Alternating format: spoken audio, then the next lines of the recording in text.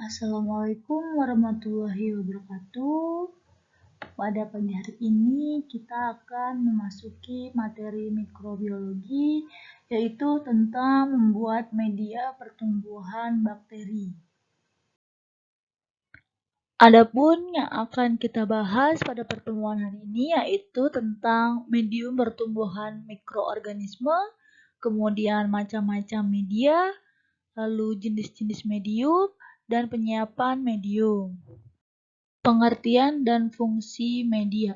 Media pertumbuhan mikroorganisme adalah suatu bahan yang terdiri dari campuran nutrisi atau nutrien yang digunakan oleh suatu mikroorganisme untuk tumbuh dan berkembang biak pada media tersebut. Mikroorganisme memanfaatkan nutrisi pada media berupa molekul-molekul kecil yang dirakit untuk menyusun komponen selnya. Media pertumbuhan juga bisa digunakan untuk mengisolasi mikroorganisme, mengidentifikasi, dan membuat kultur murni. Komposisi media pertumbuhan dapat dimanipulasi untuk tujuan isolasi dan identifikasi mikroorganisme tertentu sesuai dengan tujuan masing-masing pembuatan suatu media. Media adalah suatu bahan yang terdiri dari campuran zat-zat hara atau nutrien yang berguna untuk membiakkan mikroba. Dengan mempergunakan bermacam-macam media, dapat dilakukan isolasi, perbanyakan, pengujian, sifat-sifat fisiologis, dan perhitungan jumlah mikroba. Adapun macam-macam media menurut Dwi Jo Saputro 1964, media dibedakan menjadi 5. Yang pertama media cair, misalnya kaldu. Yang kedua media kental atau padat, menggunakan kentang yang dipotong.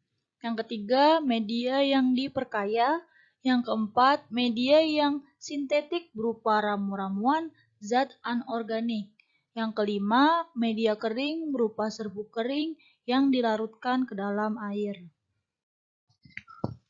Selanjutnya, menurut Pelzar-et-al. 1986, media dibedakan menjadi 3. Yang pertama, media yang diperkaya komponennya yaitu lumpur, ekstraserum dari tanaman atau hewan.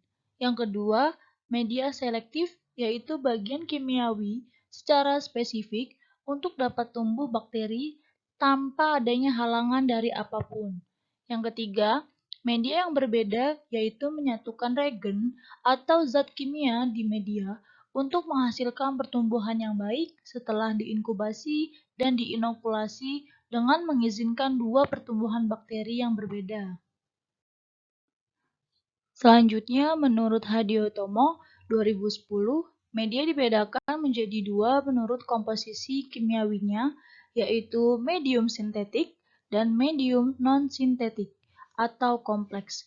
Medium sintetik dibuat dari bahan kimia yang kemurnian tinggi dan ditentukan dengan tepat, sedangkan medium non-sintetik tidak dapat diketahui dengan pasti.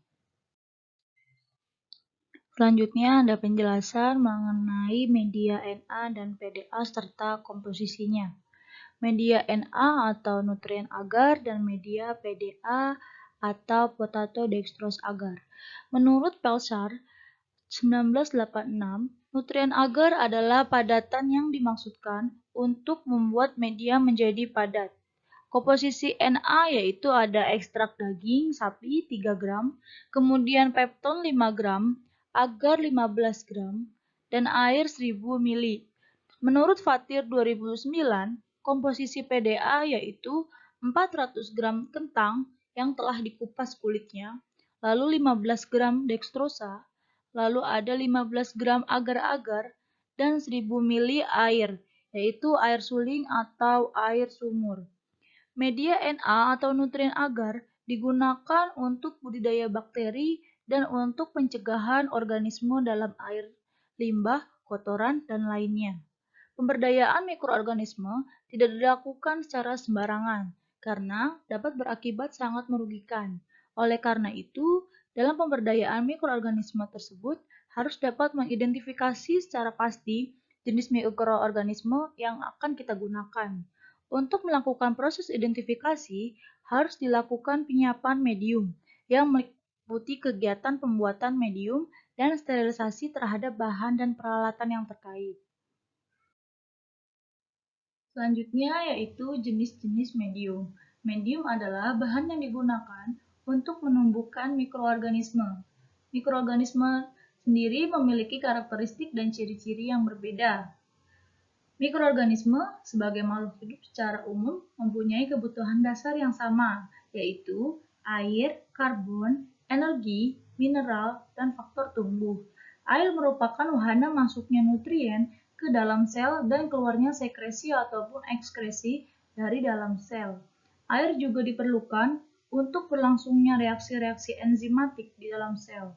Air yang digunakan dalam pembuatan medium sebaiknya menggunakan medium air suling untuk menghindari banyaknya kandungan kadar ion kalsium dan magnesium yang dapat menyebabkan terjadinya endapan fosfat pada medium yang mengandung pepton dan ekstrak daging.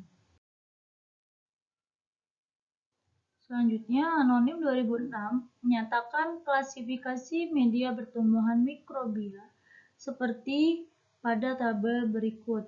Di sini ada tabel klasifikasi media pertumbuhan mikrobia. Ada sumber nutriennya, yaitu ada alamiah, misalnya susu dan kaldu. Sumber nutrien dari buatan, yaitu ada campuran dari zat-zat kimia. Kemudian klasifikasi berdasarkan keadaan fisik, yaitu padat, irreversible. Ya, contohnya itu serum, darah terkoagulasi. Irreversible di sini merupakan sifat tidak dapat kembali lagi ke fase semula, seperti darah yang telah berkoagulasi atau menggumpal tidak dapat lagi kembali menjadi darah yang cair. Kemudian klasifikasi fisik, keadaan fisik padat berupa reversible. Contohnya itu ada agar nutrien. Reversible merupakan sifat yang dapat kembali ke fase semula setelah perubahannya, seperti agar yang dapat memadat apabila didinginkan dan dapat mencair kembali apabila dipanaskan kembali. Kemudian di sini klasifikasi komponen kimiawi penyusun, yaitu ada kompleks dan kimiawi sintetik. Selanjutnya ada persyaratan nutrisi bakteri, ada enrichment media. Enrichment media adalah media yang dapat menunjang pertumbuhan bakteri yang rewel, yaitu bakteri yang memiliki persyaratan untuk tumbuh yang sulit. Bakteri ini tidak dapat tumbuh pada media biasa karena membutuhkan beberapa nutrisi pengaya yang dapat menyokong pertumbuhannya. Selanjutnya di persyaratan nutrisi bakteri ada diferensial media. Diferensial media merupakan media yang digunakan untuk membedakan bentuk dan karakter koloni bakteri yang tumbuh. Beberapa bakteri yang dapat tumbuh di dalam media ini, tetapi hanya beberapa jenis saja yang mempunyai penampilan pertumbuhan yang khas. Media ini berguna untuk isolasi dan identifikasi bakteri. Kemudian di klasifikasi persyaratan nutrisi bakteri ada selected media, merupakan media pertumbuhan yang terpilih dan khusus. Maksudnya media ini dapat menghambat pertumbuhan tipe mikroorganisme lain, namun membiarkan tipe mikroorganisme lain dapat tumbuh. Media ini sangat berguna untuk identifikasi. Kemudian ada persyaratan nutrisi bakteri, yaitu berupa tes media atau media uji. Merupakan media yang digunakan untuk mengukur secara kuantitatif suatu vitamin maupun antibiotik dengan bantuan mikroorganisme. Selanjutnya yaitu penyiapan medium. Secara umum, konsistensi medium dibuat berdasarkan kebutuhan. Medium dapat berbentuk cair, setengah padat, dan padat. Medium setengah padat digunakan untuk menguji ada tidaknya motilitas dan kemampuan fermentasi. Sedangkan medium padat biasanya digunakan untuk mengamati penampilan atau morfologi koloni dan mengisolasi biakan murni. Untuk membuat medium padat, biasanya ditambahkan bahan pemadat seperti gelatin atau agar-agar ke dalam medium kaldu atau cair. Sedangkan untuk membuat medium setengah padat, dilakukan dengan menambahkan gelatin atau agar-agar dalam konsentrasi lebih kecil dibandingkan pada pembuatan medium padat. Agar-agar merupakan bahan yang kandungan utamanya adalah galaktan, yaitu suatu kompleks karbohidrat yang diekstraksi dari alga marin genus Gelidium. Namun sebagian besar mikroorganisme tidak dapat menggunakannya sebagai makanan, sehingga agar-agar dapat berlaku semata-mata sebagai bahan pemadat. Agar-agar akan mencair apabila dipanaskan pada suhu 100 derajat Celcius dan tetap berbentuk cair bila didinginkan sampai kurang lebih 43 derajat Celcius. Agar-agar dapat dicairkan kembali pada suhu 100 derajat Celcius, namun tidak dianjurkan untuk membiarkan medium agar menjadi padat lalu mencairkannya kembali lebih dari 2 kali karena dapat menghasilkan hasil yang kurang baik. Air yang digunakan pembuatan medium sebaiknya menggunakan air suling. Air merupakan wahana bagi masuknya nutrien ke dalam sel dan keluarnya sekresi maupun ekskresi dari dalam sel. Air juga diperlukan untuk berlangsungnya reaksi-reaksi enzimatik di dalam sel. Selanjutnya, penyiapan media komersial dalam bentuk bubuk seperti PCA atau plat count agar, NA atau nutrien agar, dan TSA tripticase soy agar, dan lain-lain. Pada umumnya mengikuti langkah-langkah sebagai berikut.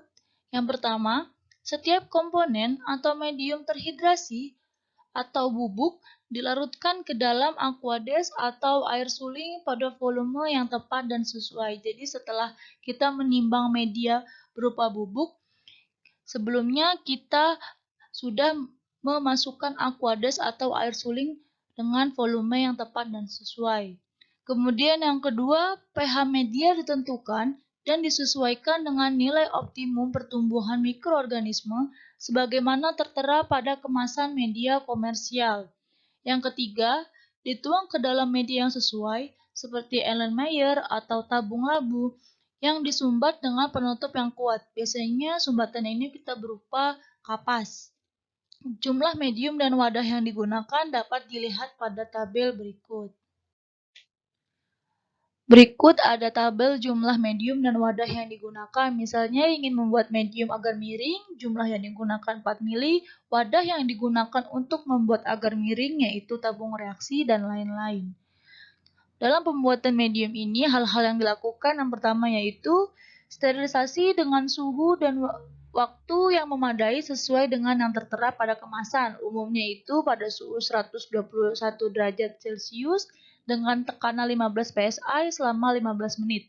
Yang kedua, setelah dikeluarkan dari sterilisator, letakkan tabung yang telah berisi medium sesuai dengan tujuannya. Untuk agar miring, kita tempatkan wadah atau bantalan sampai kemiringan yang diinginkan sehingga menjadi padat.